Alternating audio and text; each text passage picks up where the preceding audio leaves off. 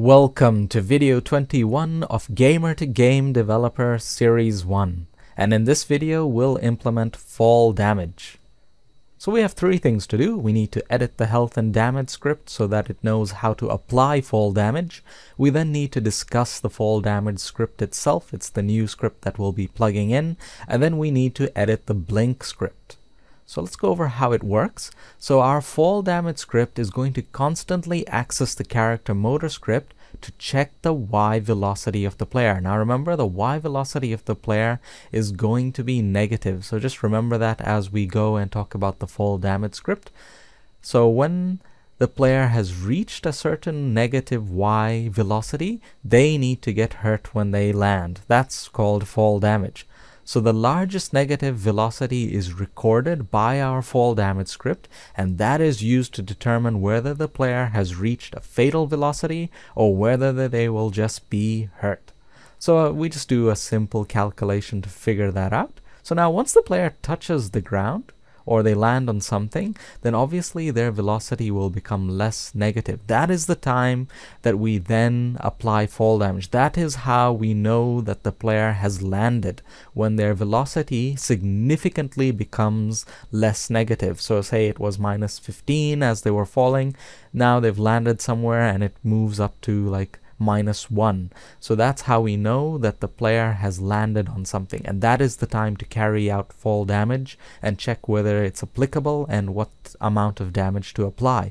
Now once that is calculated, the health and damage script is then accessed and informed that it needs to apply fall damage and the quantity of that damage. Now we have the blink script involved as well, because when the player is blinking, they should be immune from all fall damage. Otherwise, when the player blinks downwards, because they'll reach such an acceleration, they're likely to get destroyed. And not only that, it's also that it gives the player some way to save themselves from a fall. So if the player, say, is up in the sky and they fall off a block and then they reach a terminal velocity, then placing a block below them isn't going to save them because they'll crash into it and blow up.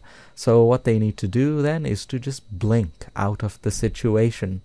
Okay, so let's go ahead and start with our first step, which is to edit the health and damage script.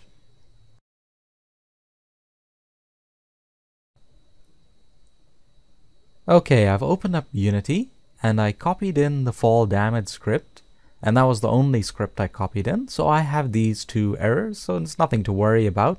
It's just simply telling me that the health and damage script doesn't have any terms for what the fall damage script is looking for, and that's because we haven't edited the health and damage script yet. You might not see that. If you've just copied all of the scripts over to your folder, then you won't see this error. But if you only copied the fall damage script, then you will see this error, and just like me, you'll need to update the health and damage script. So let's open it up, jump over to it in MonoDevelop. Let's expand it. Okay, so we'll expand, we'll add a new comment here in the summary so that this script is accessed by the fall damage script. So this script is accessed by the fall damage script. Okay, and then we'll add some new variables. So in the bit where we have, I guess we have here the blaster damage, etc. So these variables are used in figuring out what the player has been hit by and how much damage to apply. This is the place to put our new variables. So public bool taking fall damage is equal to false, so it starts out as false, and public float fall damage. So this variable here, the contents of it, it's a float, it'll be supplied by the fall damage script after it carries out its calculation. Okay, we now need to update our update function. So let's go over to the bit where it's all about the hit by blaster business. So after that, we're going to have a whole new section now for fall damage. So let's have a look. Let me have a look at this. Yes, blaster. Yes, of course. Okay, yeah. So what I will do is I'll write a new long comment. So this part of the script applies fall damage. This part of the script applies fall damage to the player character, and well, I'll use a full stop there. My attacker is set to an empty string. So what we're going to do, now you remember, in order for the hit detection to work, for damage application to work, my attacker has to be one of the players, and then damage will be applied on that player's computer, the attacking player's computer. Now in the case of fall damage, no one is attacking the player, but you could say the player has sort of attacked themselves by falling down. So that's what we're doing. We're just saying that my attacker is the very player. Well, the fall damage script will say that my attacker is the very player that it belongs to and who is having that fall. But what we're going to do here now is we'll set my attacker to an empty string.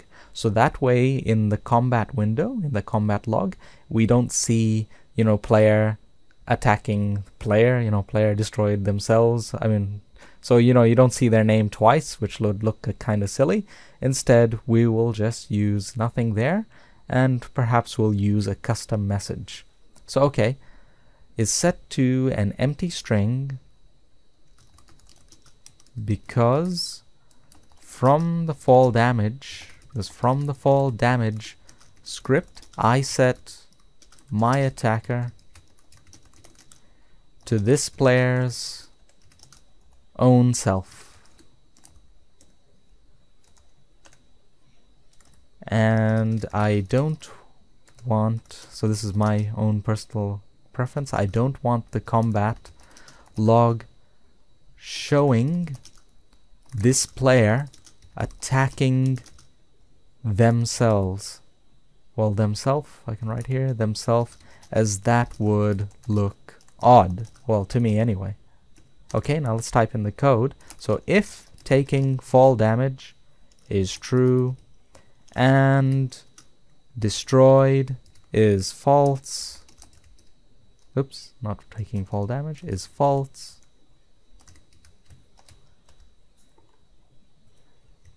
then my health is going to equal my health minus fall damage, and my attacker is going to equal an empty string, and then we will use that network view, this one here, these two RPCs. Network view dot RPC, and the name of it will be the same as this one. It's that very RPC. Update my current attacker everywhere. RPC mode dot others buffered, and of course the supply the string my attacker, which is what it requires. Okay, so that's that RPC. Then we have the other one, network view dot RPC, and the name of this RPC is update my current health everywhere. So just update it everywhere. And it's RPC mode dot others buffered, and we supply my health to that RPC. And of course, and then after that, of course, I shouldn't forget to do this, otherwise I will forget, which is taking fall damage is equal to false.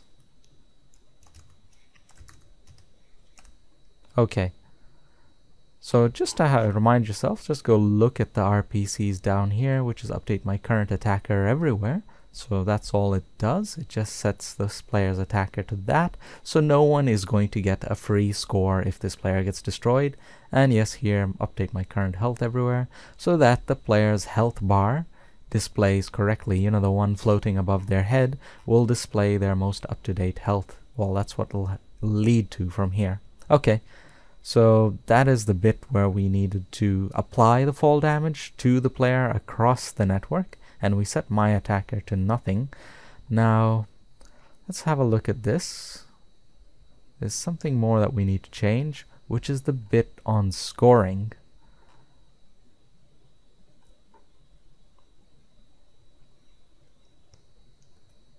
So we see here, this is the bit about scoring right here. That once the player's health, yes, is below 0, blah blah blah, then yes, if the health and destroyed is false, then the attacker is found, their score script is accessed, and they're told that they destroyed an enemy and they receive a score. And this script would run on the attacking player's computer, which is this very computer. So just remember that all of this script only runs on the attacker's script on their computer. Now we have something more that we need to add here, which is in this case there would be no attacker. See, it would try to find my attacker, which is an empty string. It won't be able to pull up anything. So rather than just trying to make it search for nothing for no good reason, let's add a new bit of code here. I'll put in the comment, the attacking player should receive a score, though if there is no attacking player, e.g., for example, when a player destroys themselves by falling,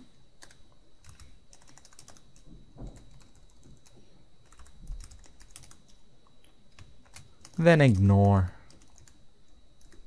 scoring. And we just simply do that by if my attacker is not equal to an empty string, that is when we would run this code, where we supply, well, we tell their score script that they did destroy an enemy. So there we go, very simple. And we shouldn't, of course, get a score for destroying ourselves, so we just simply have this check. If my attacker is not equal to an empty string, then we get a score for destroying the enemy player. Otherwise, of course, then there's nothing. It means that we destroyed ourselves, and that's our own fault. Okay, so I'll just save that.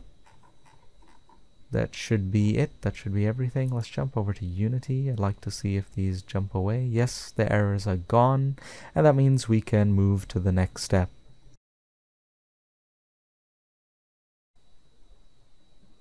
We're on to our second step, which is to discuss the fall damage script.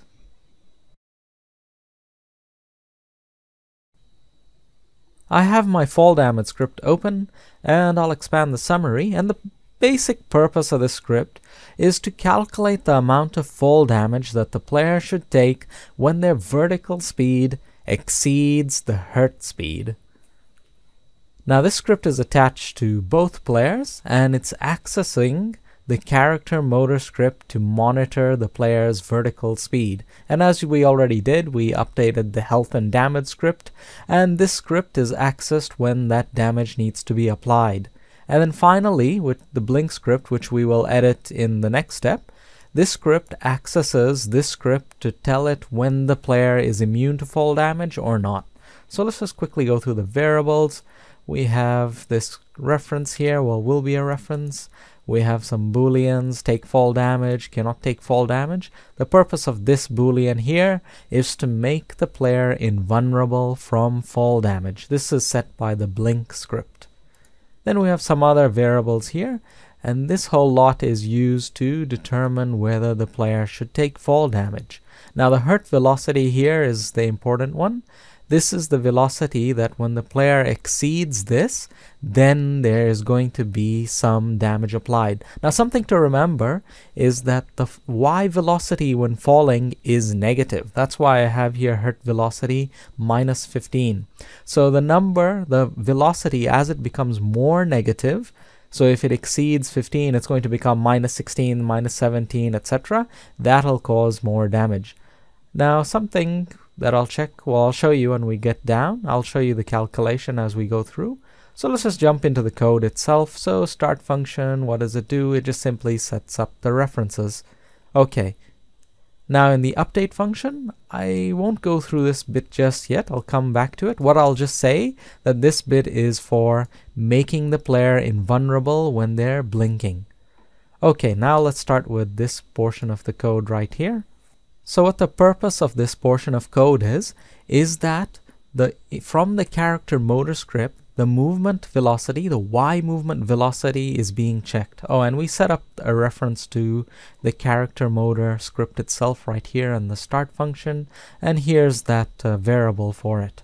Okay, but going back down here, so we have here if motor script.movement.velocity.y is less than the Hrt velocity, and this boolean that determines whether the player is invulnerable from fall damage or not. So if they're not invulnerable to fall damage, so it's false, then that means that the player has exceeded a velocity, has gone to a negative velocity such that fall damage should be calculated and applied. Now what we need to do then is to capture the most negative fall velocity that the player reaches, so their most negative Y velocity, and that's what the purpose of this variable capture velocity here is for. It is being constantly updated so long as it is greater than the player's current Y velocity. So every frame, as the player's Y velocity is getting more negative, it means that their Y velocity, they're falling faster and faster. So that means we need to capture that latest velocity, Y velocity value, and we capture it into this variable called capture velocity. Eventually we will capture the fastest speed that the player is falling at. It might be terminal velocity, it might not. And by the way, the terminal velocity of the player is already set on our player, so you can go have a look at it. So you just jump over, for example, the blue player, and we can see in their character motor script they have a max fall speed of 20. So negative 20 is the maximum Y velocity that the player will reach. When they reach that, that's terminal velocity. They won't accelerate any further. So pretty much if a player reaches 20 and they hit the ground, they're going to blow up. Okay, but let's coming back. So that's it. So we capture the most negative velocity, and we're going to use this to determine how much damage the player should take. Now another thing we do is we set this boolean take fall damage to true.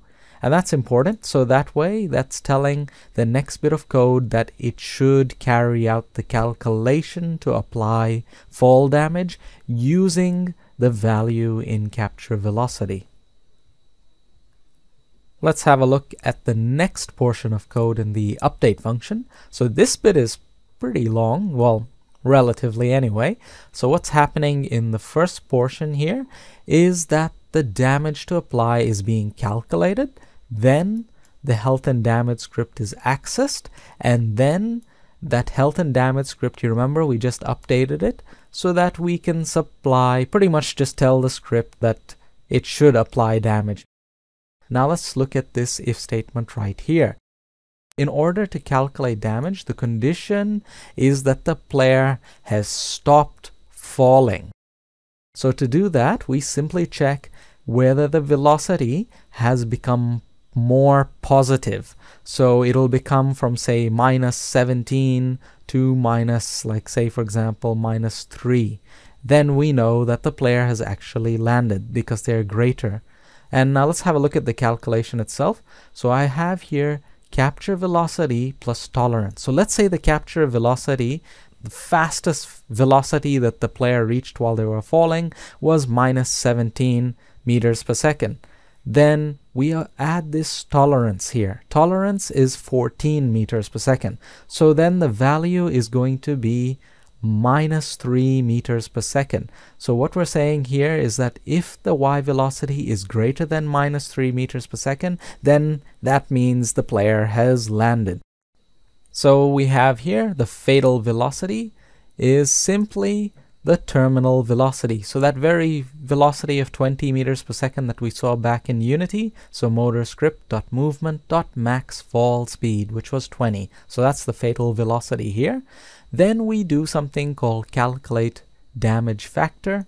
All that is capture velocity minus Hrt velocity times minus 1. So in this case, let's say it was negative 17. So negative 17 minus 15, which would be negative 2 times minus 1, will mean that we have a damage factor of 2, if I've gotten my maths correct. Now, we're going to use that damage factor just a line later, but first we calculate this ratio here. So now this ratio is what tells us how much damage to apply per meter of second exceeding the hurt velocity. Basically, that's what the calculation is for. So I just used a figure 110. You can change this if you want to apply more fall damage. You'd make it bigger, or you'd make it smaller if you wanted to apply less damage per meter per second exceeding the hurt velocity. So we have here fatal velocity, so 20 plus negative 15, which gives us 5. So 110 divided by 5, which is 22. I pulled out a calculator for that one. So that's 22 is the damage ratio.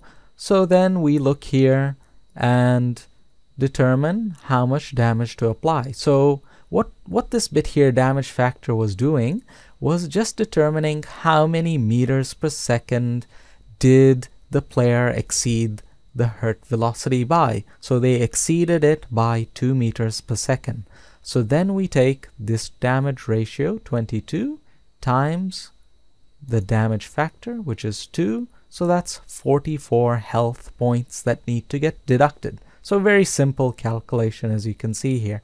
So that's 44 health points. So now what we do is we access the health and damage script, and remember, on the player it's attached on the trigger game object, so that's why we say my transform.findChild trigger, and that's where the health and damage script is. Once we have it, then we can tell it that, you know, supply the player's name for my attacker, so that we calculate, well, we apply damage on our computer. So we execute this portion of script on our computer, and of course we need these booleans to be true. And finally, we tell the health and damage script what that fall damage was. So then it'll actually deduct the 44 health points that the player needs to lose. Okay, so once we've done all that, so that's completed, and in the health and damage script, that will by itself independently send off the RPCs to everyone to reduce this player's health across the network. Then, of course, we need to set take fall damage to false and set capture velocity to 0. So, of course, take fall damage needs to be set to false, otherwise this bit of code is going to keep running again and again. Well, it might run more than once in a couple of frames. It won't keep running forever because this condition also has to be valid. And of course we set capture velocity to 0 so that we can reuse it back in this portion of the script. Now let's go right back up to what in the beginning of the update function. And yes, I have this bit here, if cannot take fall damage is true. So why do I have this bit here where this boolean, which is set by the blink script, we're going to edit that script. When it's set to true, why should I set take fall damage to false? Now you can see here, remember, take fall damage is so for the application of damage, that bit of the code, that's what its purpose is. Now the reason why we set take fall damage to false up here when the player is blinking is because if they blink downwards, remember our blinking is actually fake teleportation. The player is actually accelerated.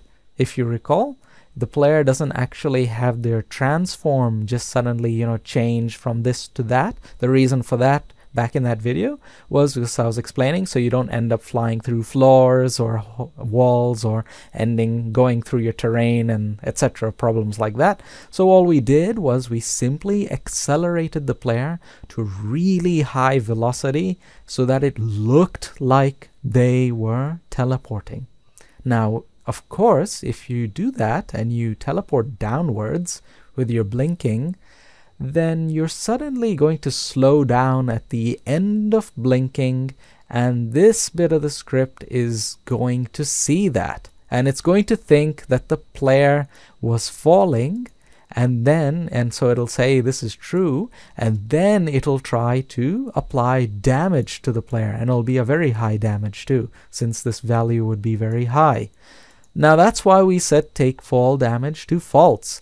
So when this is set to true and the player has blinked, then this is set to false So it becomes impossible for this portion of the code to run, and the player is never going to get hurt. And likewise, this portion of the script also will not be able to run because this will be false. Now we set take fall damage to false. Another important reason why we do this too is, let's say the player is falling to their doom, and if they instantiate a block under them, they're just going to crash into the block and blow up. So they can use blinking to save themselves. So what will the player do?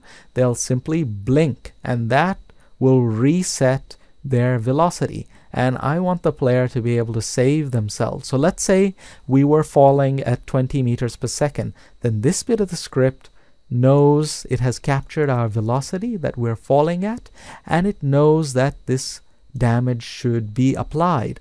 Now if we didn't have this bit here, when we blinked, it wouldn't save us because this portion has already been recorded, and this bit is true, and this velocity is going to become greater than capture velocity, so we're pretty much finished. We'll blow up because this whole portion of code will run. So by simply having this check here, that when the player blinks, this is set to true. If this is seen as true, take fall damage is false. So then the calculation will never run, and the player will effectively have saved themselves from getting fall damage applied on them. Now actually, while I've been looking at it, there is something that I have realized that's actually missing in what I've written here. I should also add this bit here. Capture velocity is equal to 0. Because I'm thinking, oh, whoops, wrong place. Right here. Because I'm thinking that, let's say the player does save themselves, but then the next time that they fall, even if it's not in the fatal zone and they land on something, wouldn't then the capture velocity be recorded at, say, 20 meters per second, because I didn't set it back to 0, so of course this value isn't going to change. And yes, the player would then probably be destroyed, because even though they don't have a fatal fall after saving themselves from blinking and they fell again.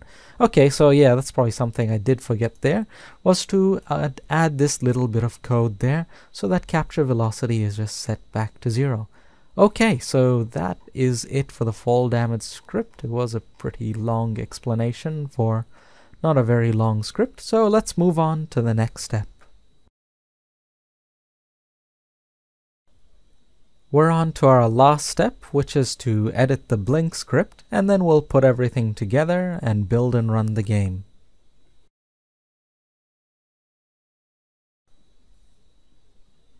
Okay, let's open up our blink script. Let's go ahead and edit it. So in the summary, we have something more to add, and that is this script accesses the fall damage script to prevent the player from taking fall damage just because they are accelerating due to blinking. Okay. Let's add another variable, only one, and that's we're going to set up a quick reference to the fall damage script. So private fall damage script.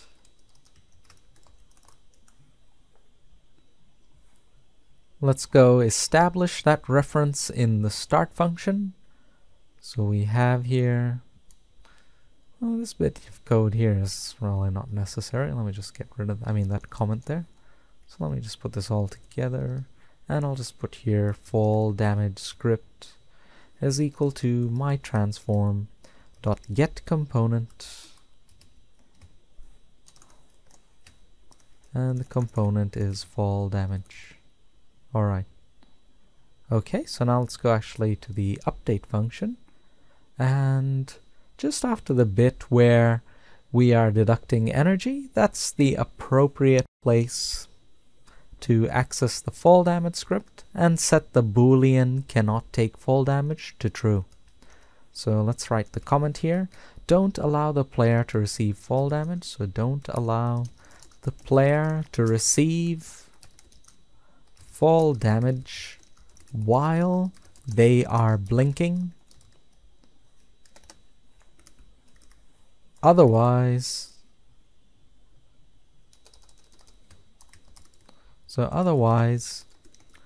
if they blink downwards, they will be destroyed because they will have reached a fatal acceleration. Because they will have reached a fatal acceleration. And the code is simply fall damage script dot cannot take fall damage is equal to true.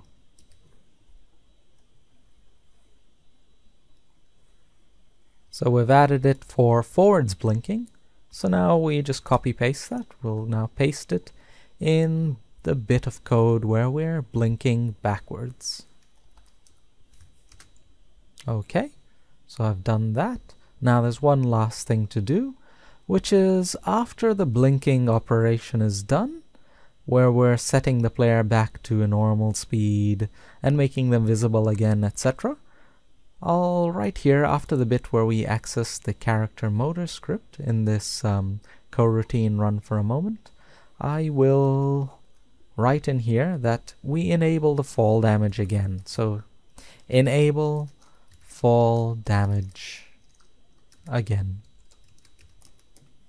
And all we write is fall damage script dot cannot take fall damage is equal to false. So the player is no longer immune to taking fall damage now. So that's it for editing the blink script.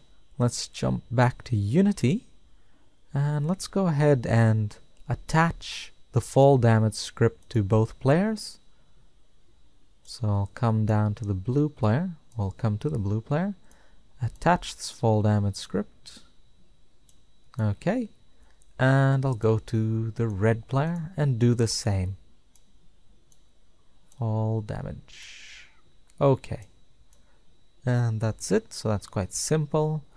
The other scripts were just edited ones. We didn't create any other new scripts. So we should be good to build and run and test it out.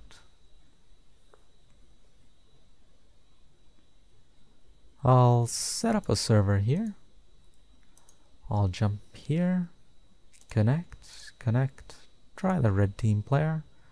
Okay, so what we need to do is jump into the sky and blink maybe like twice or something, see what happens. Yep, we got destroyed. That's pretty much the case. Now of course there's no score being affected, which is good. There's no scoring because remember we took the portion of code where if the player's name is nothing, then there's no scoring, which makes sense because we don't want to score when we're destroying ourselves. Okay, let's try that again, maybe a bit less blinking height. Yeah, okay, you can see now our health has dropped. Let me just jump over to the server. Yes, and the health and damage script has correctly sent the RPC across the network to show that we've been hurt, which is good.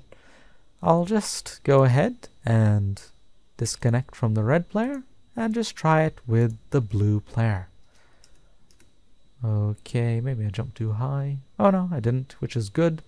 And as I can see there, I've been hurt. Oh, and I can go and use a health recharge pickup and it worked nicely. And I got my health back. So let's just jump up really high and fall to our dooms. Okay, good. And we're destroyed. So that's really good. We can see that our fall damage system is working. And actually, let me try another thing. Let me try going up into the sky. Okay, I'll build a block into the sky to save me. So let me just jump up. Well, not to save me. Okay, so let me jump up some more.